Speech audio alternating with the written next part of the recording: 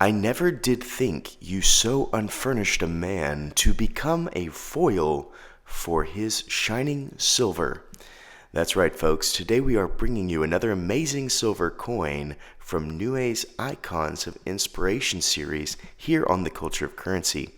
Oh, and by the way, I have a conspiracy theory at the end of this video I will lay out, so if you want to have a bit of fun thinking on a very peculiar possibility, then stay tuned and you will not be disappointed, as when I told this to an English professor, they told me I needed to publish it for a journal. But let's dive into this intriguing coin first. The theme that lays out in front of us today is William Shakespeare in a fantastic low mintage bullion coin. Let's take a dive into Shakespeare so we can understand the man and add some value beyond the silver price. William Shakespeare was a man born in Stratford-upon-Avon, which is a beautiful, quaint town in England. When I was in high school performing in England, I had the honor to see this house and even walk in the bedroom where it is said that Shakespeare penned his early work. We do not have a specific birthday for Shakespeare, but we do have a baptism date, which was 1564, meaning he was awoken in the time of the Renaissance. Not much is known about his personal life, which is why there are such shrouded mysteries to his beliefs, but we do know his work in English literature and particular influence in the English language are unmatched, as he's estimated to have coined over 1,500 words according to one source, and he also created many inventive ways to use existing words. The power of language was honed by Shakespeare, and unfortunately is still used by many politicians to expel their wanted perceptions to the masses. Be it a wartime speech or a calming letter from a loved one, the power of language is one of the strongest known to humanity. It can ignite the masses to move, and it can bring us to tears. Shakespeare knew that in words, and more particular, his words, he could be carried out to communicate the human experience in a way that caused us to reflect. Shakespeare spent many of his younger years on stage acting in a troupe that eventually would be known as the King's Men, where he would eventually act out his own comedies, histories, and tragedies. It was also the time of King James. Yes, the King James Bible, King James, and though there are many who want to draw a line from Shakespeare to the King James Bible, I've not found evidence to say for sure that he was involved in the translation and publishing of the King James Bible, as that would have been in the later years of Shakespeare's life. Some of Shakespeare's notable stage plays include, but are not limited to, Hamlet, Romeo and Juliet, Macbeth, Othello, and King Lear, but he's also known for countless sonnets and poems. Now that you know a little bit about the man and understand the influence he had on the world, let's dive into the coin and place it on our 60-point scale. On the obverse, we are met with the beautiful calling card of this series. It is one of the most beautiful renderings I have ever seen from Niue, and that's saying a lot. We already talked about the imagery in depth in my Gutenberg coin, so I will spare you the time in repeating it, but it is one of my favorite obverse images of the year, and I scored a 10. On the reverse, we see William Shakespeare thinking with quill in hand. This was his weapon of choice. He is beautifully dressed, so compliments to his wardrobe team.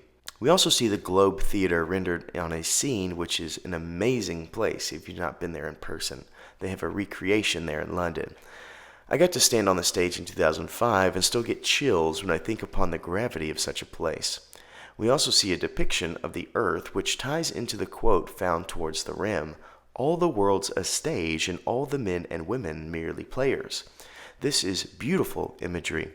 All the world's a stage, and we have the world and his stage here on this coin. I would have liked the world here to reflect the English Isles rather than the North and South American area, but this is an APMEX exclusive, and maybe that was designed because they know who was likely purchasing it, which was USA, but I would rather highlight his home, not our home, here in the States. We also see a beautiful speckling of what I assume to be stars in the background, and I just love the signature found on his outerwear. This is as well done of a reverse as I could have expected, and I scored a 10. Mintage is next and is a strong showing. This is an APMEX exclusive, as we talked about, and being such, APMEX is the place you need to get one, and time is ticking, as there are only 10,000 of these coins that will be produced. This low mintage scores a 9. We now assess cultural significance. There's a reason why this series is titled Icons of Inspiration. It is full of people who impacted the world just like the quote states. All the world's a stage. Shakespeare's work proved that the lessons that he wrote down can be reflected upon the whole of humanity. Shakespeare may not be quite as impactful as, let's say, Gutenberg was for Niue, but it's still a very, very strong influence and scores a 9. Collectability is the category we must calculate next. How collectible is this coin? Well, Shakespeare seems to transcend many things in terms of popularity. There is a relevance around the world apparent in Shakespeare, and paired with the quality of Niue's design, the low mintage, and the beautiful art on both sides of the coin, I have to score it a 9. Our last category is uniqueness. Believe it or not, Shakespeare has been done a time or two on bullion coins. In fact, I was shocked at the amount, which speaks to the collectability over time, but it also makes it a little bit less unique than I was anticipating, so I score it a 6. Which brings us to our final thoughts and score. This Shakespeare coin comes from the nation of Niue, and it scribes out a 53 out of 60, meaning it is truly unique, and honestly, if it were not for a theme having been done a ton in the past, would score extremely high.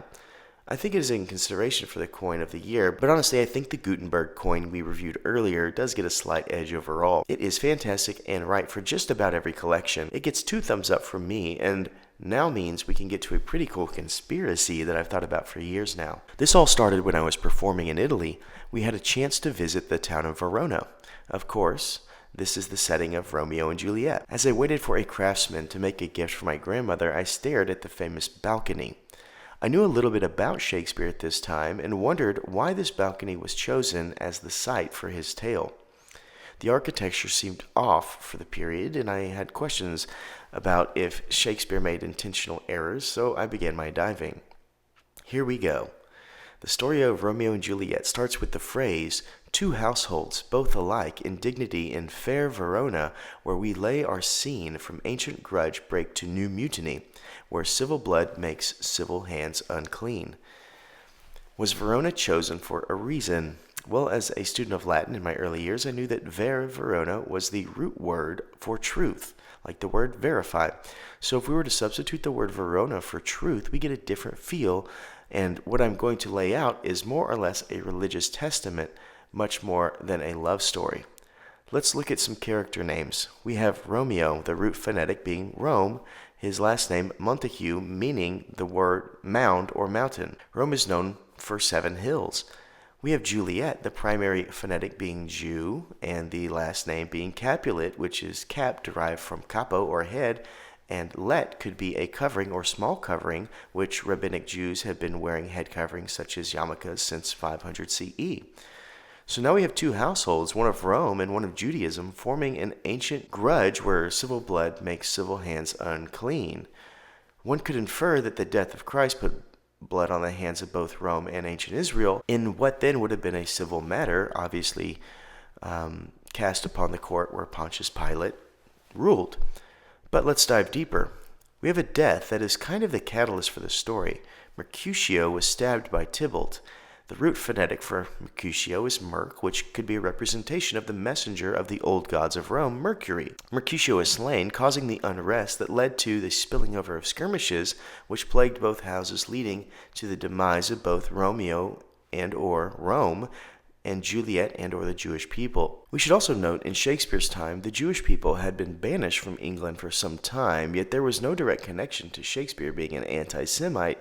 Even as in The Merchant of Venice, we see a very human depiction laid out by Shylock, who is of Jewish descent, and an example when Shylock pleads, I am a Jew, hath not a Jew eyes, hath not a Jew hands, organs, dimensions, senses, affections, passions, fed with the same food, hurt with the same weapons, subject to the same diseases, healed by the same means, warmed and cooled by the same winter and summer as a Christian is.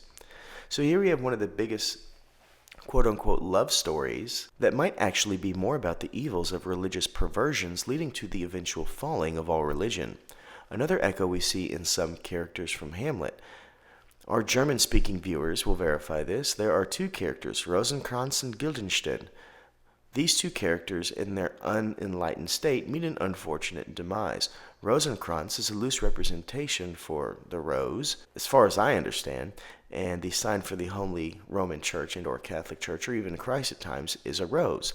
We also have Guildenstern. To gild something is to make it shiny like gold, like the Gilded Age. Stern means star, so a golden star, which is often identified with Judaism.